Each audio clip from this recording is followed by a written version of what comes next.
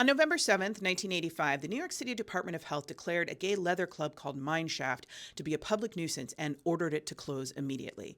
It was the first of dozens of gay bars, clubs, and bathhouses to be shut down under new public health regulations intended to slow the spread of AIDS.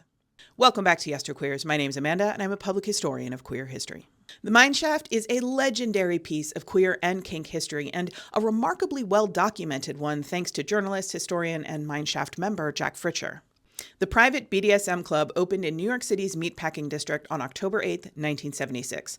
Like all gay bars in New York City at the time, it was owned by the mafia, in this case the Genovese crime family, and managed by a man named Wally Wallace, who wrote in his Mineshaft manifesto, "The Mineshaft is basically a unique playground conceived by and dedicated to the fun-loving, raunchy gay minority who exist in the underworld of gay society. It is surely not a place for everyone."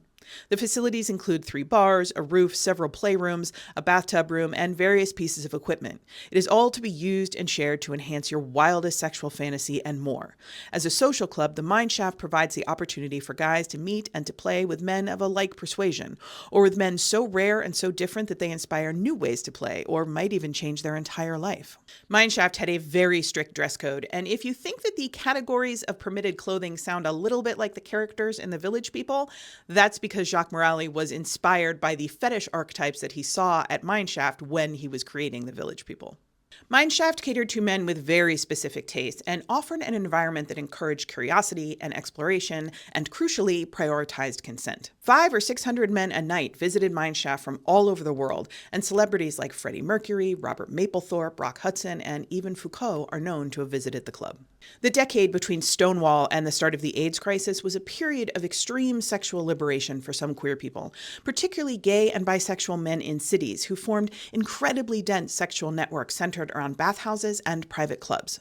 This is going to sound wild to a modern audience, but our risk management approach to sex, the idea of safe sex as we understand it today, was not invented until 1983 by Michael Callan and Richard Berkowitz. I did a video about this a couple of years ago, but prior to the AIDS crisis, most of the conversations around precautions taken during sex had to do with pregnancy prevention, which was not a concern for cis queer men.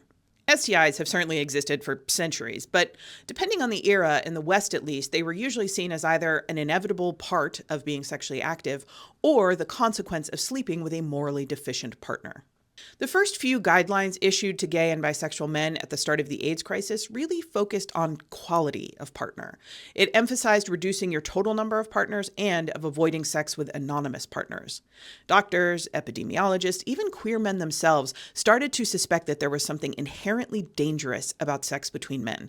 There isn't, but gay and bisexual men are still dealing with that stigma today. Callan and Berkowitz's safer sex guidelines were incredibly effective, but in 1985, we were still 6 years away from the AIDS crisis hitting its peak and 2 years away from development of the first antiretroviral drug. So state and local governments across the country started to shut down the places where gay men gathered. In October of 1985, New York State passed emergency regulations that allowed health department officials to declare establishments where high-risk sexual activity takes place as public nuisances and close them immediately. Queer activists fought fiercely against labeling queer spaces as a public health risk, which New York State Health Commissioner David Axelrod addressed during the hearing when he said, "We're not seeking to close establishments, we're seeking to end dangerous sex." I think that was probably true for Axelrod and for other public health officials, but of course the new regulations added fuel to the homophobic inferno that was already raging. Pulitzer Prize-winning columnist E.R. Shipp wrote in the New York Times, "It is a matter of debate whether the spate of lawmaking is meant to curtail the spread of AIDS, to appease a fearful public, or simply to discriminate against homosexuals." Under pressure from Mayor Ed Koch, the New York City Health Department closed dozens of queer establishments and 2 straight swingers clubs. Most of them, including Mineshaft, never reopened. That's it for today. As always, more information, including sources and further reading, is available in the usual place.